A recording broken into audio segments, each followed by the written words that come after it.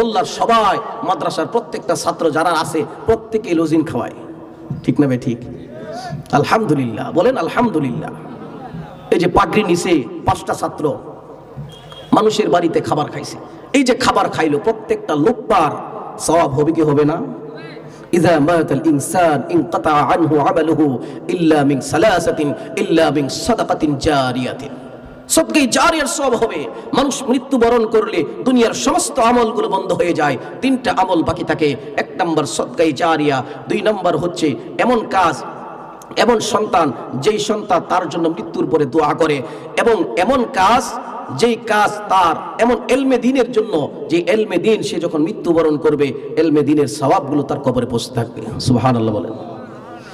এই যে খাওয়াইলো, এই ছাত্রটা হাফেজ হইল, যতদিন হাফেজ হবে, যতদিন কোরআন তেলাওয়াত করবে, নামাজ পড়বে কোরআনের মাধ্যমে, এরপরে সে ছাত্র দিবে, সেই ছাত্র কোরআন পড়বে, তার ছাত্র হবে, তার ছাত্র হবে।